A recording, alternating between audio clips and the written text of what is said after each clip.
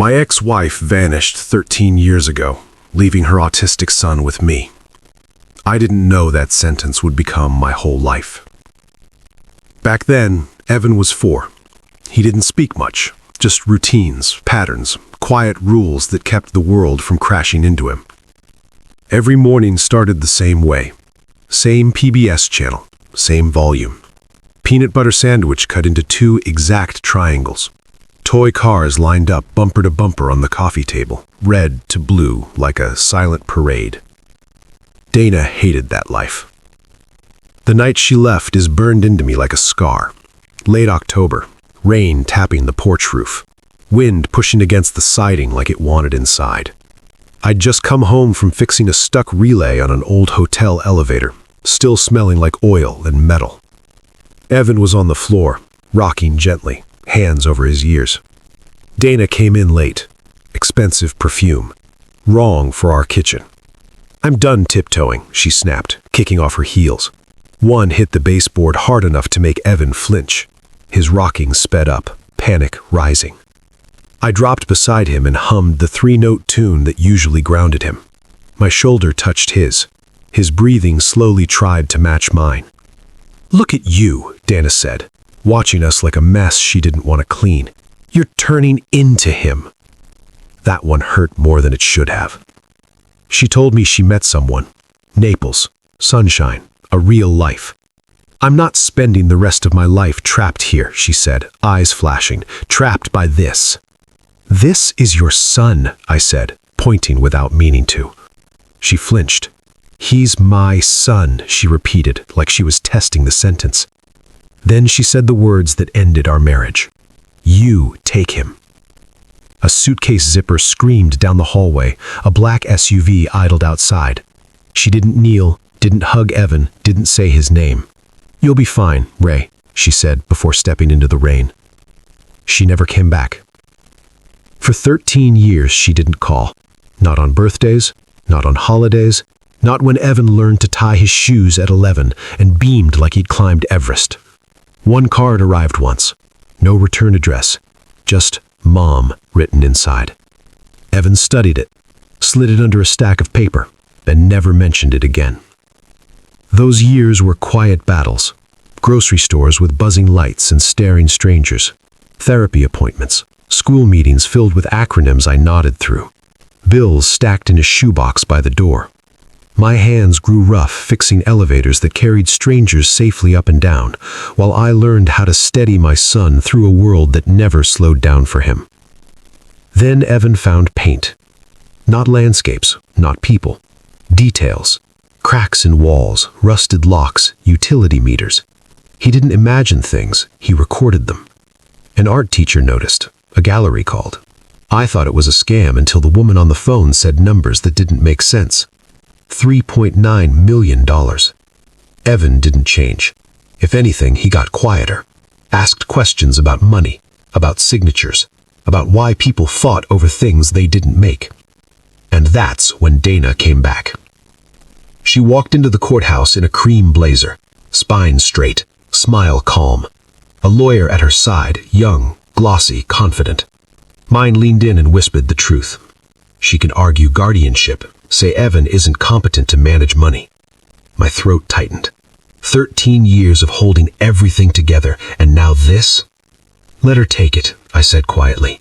I was tired and terrified of losing Evan in public. Then Evan's hand touched my arm, light, steady. "Let me handle it," he whispered. The air smelled like floor wax and old paper. The AC rattled overhead. Dana didn't turn around. And for the first time since she left, I realized something. She thought she was walking into a room she still controlled. She had no idea who her son had become. Evan insisted we meet her again. A public place, neutral ground. We met at a diner off Lima Road, the kind with vinyl booths and coffee that tasted burned no matter how fresh it was. Dana arrived first, perfume sharp against the smell of bacon grease. Her lawyer joined her moments later, confidence polished and loud. "Hey, sweetheart," Dana said, placing a small red toy car on the table. "I remembered you loved these." "I never had a red one," Evan said calmly. "You left before I got one." The table went quiet. They talked about cooperation, protection, Evan's limitations, about managing overwhelming wealth. Evan listened, drew quietly. That night, he laid papers out across the kitchen table. Dates, letters, notes. He asked about fiduciaries, consent, independent advocates. "I'm not planning," he told me. "I'm preparing." He asked for an open hearing. Curtis warned us, public meant risk, exposure, losing control of the narrative. Evan nodded. "Then everyone will see why." The night before court, he showed me a painting, small, gray, a lock, a shadow just out of frame. "Bring only this," he said. The courtroom was packed. Dana arrived confident. Her lawyer spoke smoothly, concern, regret, growth. Dana dabbed her eyes like it was rehearsed. When Evan stood, the room leaned toward him. He didn't rush. He laid out facts, dates, missed calls, abandonment documented in quiet paper sounds. Then he held up the painting. "That lock is on a rental property in Naples," he said evenly. "The serial number is visible. It was replaced without a permit." Murmurs spread. "I placed the money into a trust before today," Evan continued. "Independently managed, legal, documented." Dana's face drained of color. "You taught me to watch carefully." Evan turned to her.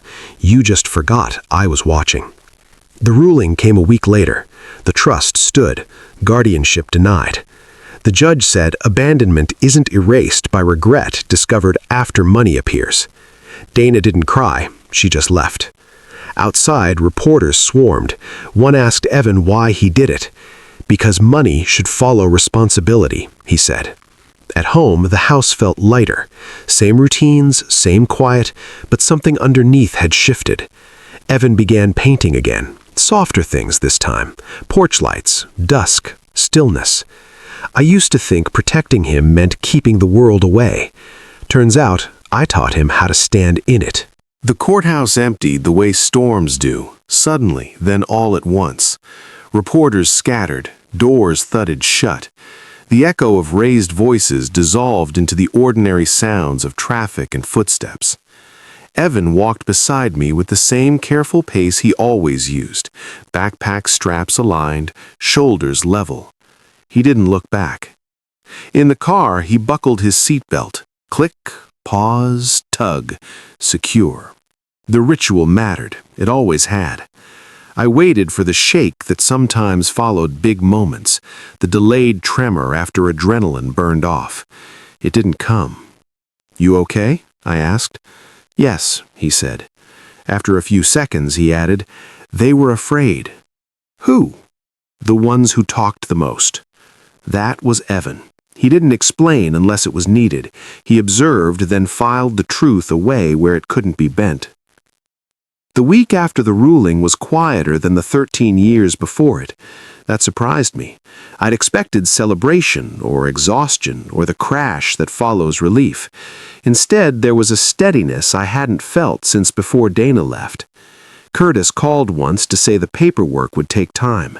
The advocate introduced himself over email. Clear boundaries, plain language.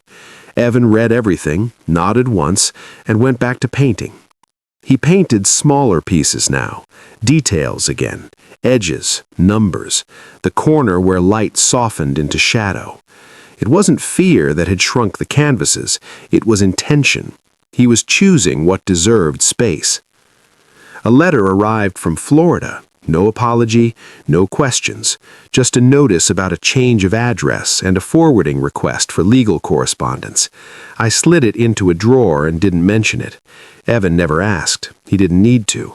Silence, used correctly, is an answer. On a Saturday afternoon, I found him in the garage, the door cracked just enough to let the light in. The air smelled like oil and cardboard. The brush whispered against the paper. Water ticked in the cup. He was painting the porch light at dusk, the way it made a soft circle on the concrete, a safe island in the dark. "Different," I said. "It's quieter," he replied. We sat on the porch that evening as cicadas buzzed like static in the trees. A neighbor's mower droned a block away. Normal sounds, Good sounds. My knees ached. Evan rocked gently, content. I watched the light he'd painted flick on for real, and the world matched his work. That felt important. I almost signed, I admitted, staring at my hands. I was scared. I know, he said, without judgment. I didn't want to lose you. You didn't, he said again. You stayed. That word carried weight. Stayed. It wasn't loud. It didn't ask for applause. It just meant being there when leaving would have been easier. Weeks turned into months. The trust settled. The advocate handled numbers. Evan asked my opinion on things that mattered. Who to help, how to help, when to wait. He didn't ask permission. He asked for perspective. That was new. That was earned. He set aside a portion of the money for a legal advocacy group that helped families like ours, parents who didn't have lawyers, who didn't know the right words, who were told to settle because the noise was too much. He read the mission statement out loud once, then looked at me. "Does this align?" he asked. "It does," I said, "but you don't owe anyone." "I know," he said. "This is for me." That night I dreamed of elevators. Old ones with rattling doors and hidden shafts. In the dream, people thought they were safe because the light was on. Evan stood beside the wall, pointing to the quiet places where screws loosened over time. When I woke, my hands didn't hurt the way they usually did before rain. Dana never called, not once. I saw her name mentioned in a filing months later, something minor and procedural. The confidence was gone from the words. She'd moved on to something else, or tried to. Evan moved forward. He enrolled in a small program that taught artists the business side of their work, contracts, rights, signatures. He liked the structure. I drove him the first day and waited in the car, listening to the tick of cooling metal. When he came back out, he didn't smile. He nodded. That meant it went well. One evening, as we washed dishes, him rinsing, me drying, he said, "People think justice is a moment." "Isn't it?" I asked. "No," he said, placing a plate carefully on the rack. "It's a system that only works if someone maintains it." Maintenance. I understood that. Elevators don't stay safe because they were built once. They stay safe because someone checks the cables when no one's watching.